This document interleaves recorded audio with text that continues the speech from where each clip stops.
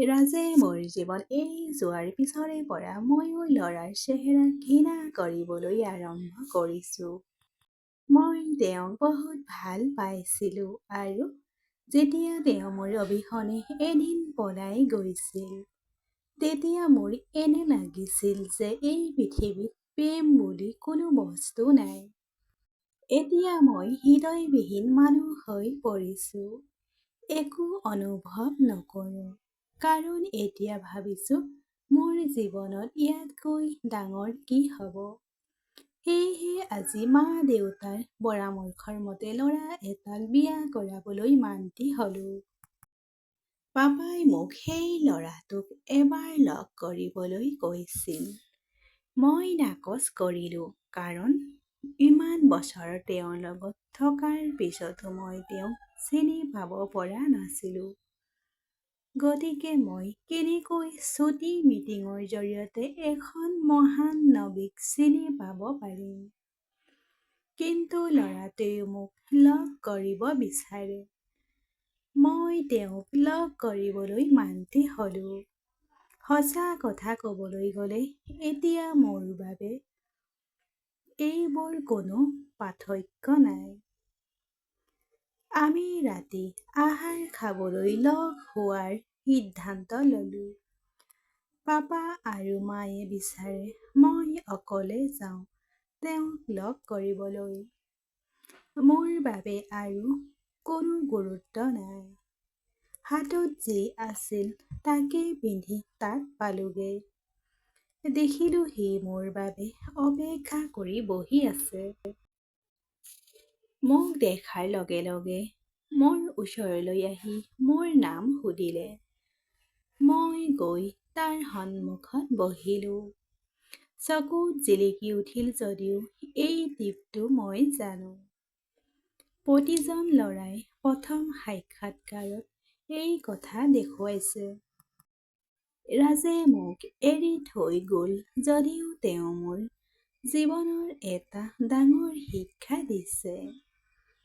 ল'ৰাটোৱে মোৰ মুখখন তললৈ চাই মোক সুধিছে, কি হ'ল?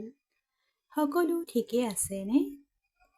মই তেওঁক উত্তৰ দিলোঁ যে মই অলপ অসুস্থ। তাৰ পাছত তেওঁ ক'লে, আজি কিয় মোক লগ কৰিবলৈ আহিলা? তেওঁৰ ভাল ভাল কথা কৈ আছিল। কিন্তু এতিয়া মই ভালদৰে জানো যে ল'ৰাৰ ভাল কথাবোৰ কিমান সোনকালে সলনি হয়। মই তেওঁক ক'লোঁ, নাই, মই ভালেই আছোঁ। কোনো সমস্যা নাই। মোৰ পচন্দৰ খাদ্যৰ অৰ্ডাৰ দিলোঁ। তাৰ পাছত হঠাৎ তাইৰ কাৰোবাৰ ফোন আহিল আৰু তাই ফোনত কথা পাতিলে। মই সিদ্ধান্ত লৈছোঁ যে এতিয়া মই তাক বিয়া নকৰোঁ।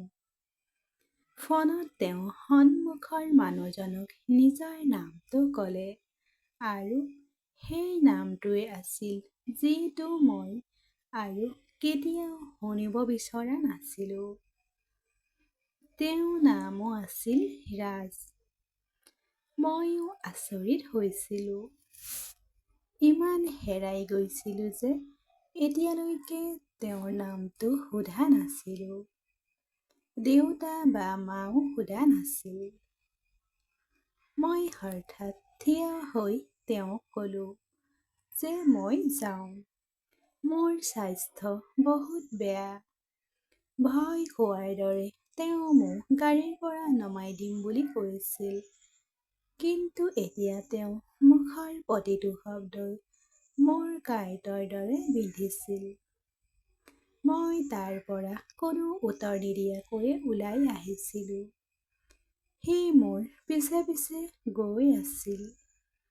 এতিয়া মোৰ চকুৰ পৰা চকুলো টোপাল টোপালকৈ ওলাবলৈ ধৰিলে আৰু বাহিৰত টেক্সি বা অটোৰ বাবে অপেক্ষা কৰিবলৈ ধৰিলোঁ। চকুৰ চকুলো দেখি সি মোৰ বাহুত ধৰি গাড়ীত বহিবলৈ ক'লে। সি মোৰ বাহুত ধৰিলে। মোৰ ভিতৰৰ জুই কৰাটো নুমাবলৈ সেইটোৱেই যথেষ্ট আছিল আৰু মই তাৰ মুখত জোৰেৰে চৰ মাৰিলোঁ।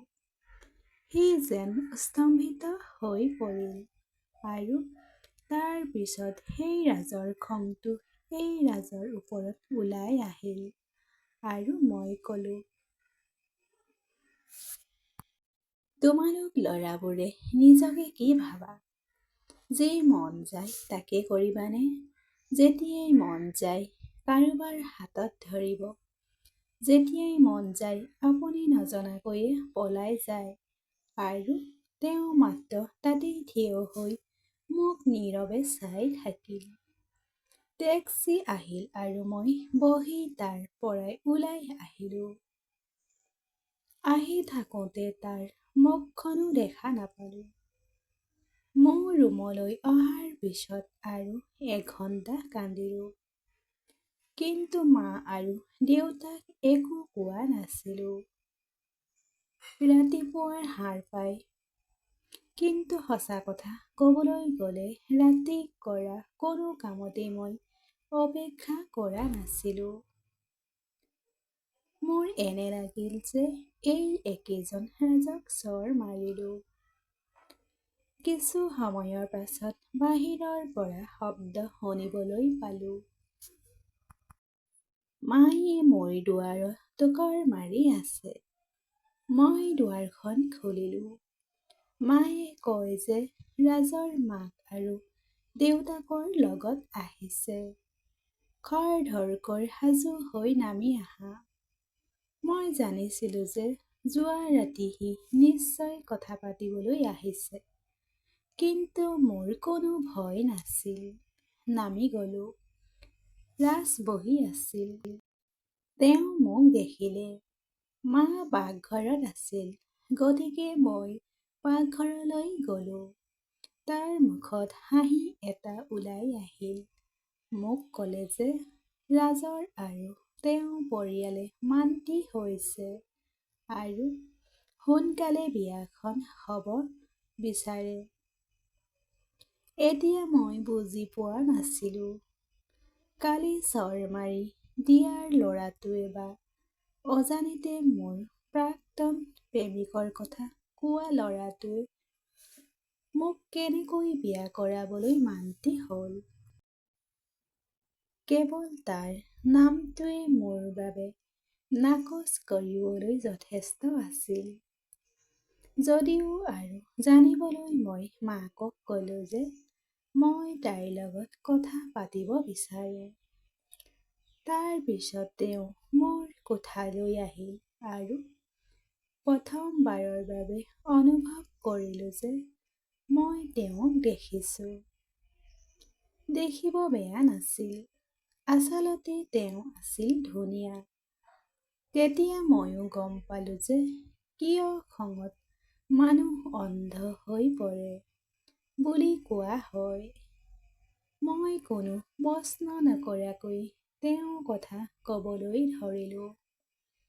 তেওঁ ক'লে যে মই জানো যে তোমাক আগতে হয়তো প্ৰতাৰণা কৰা হৈছে আৰু ময়ো যোৱা নিশা গম পালোঁ তুমি কিমানখিনি সত্য।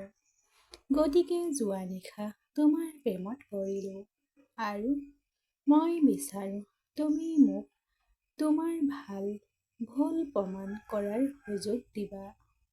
আৰু সকলো ল'ৰা একে নহয়।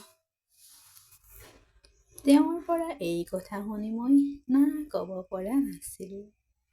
এজন আছিল ৰাজ, যিয়ে মোক প্ৰেমৰ ওপৰত বিশ্বাস হেৰুৱাবলৈ বাধ্য কৰাইছিল আৰু আনজন আছিল ৰাজ, যিয়ে মোক পুনৰ অনুভৱ কৰাইছিল যে প্ৰেমৰ অস্তিত্ব আছে। ধন্যবাদ বন্ধু-বান্ধৱীসকল, কাহিনীটো সম্পূৰ্ণ শুনাৰ বাবে। এনেকুৱা কাহিনী পাই থাকিবলৈ চেনেলটো ছাবস্ক্ৰাইব কৰি ল'ব আৰু ভাল লাগিলে লাইক কমেণ্ট কৰি জনাব।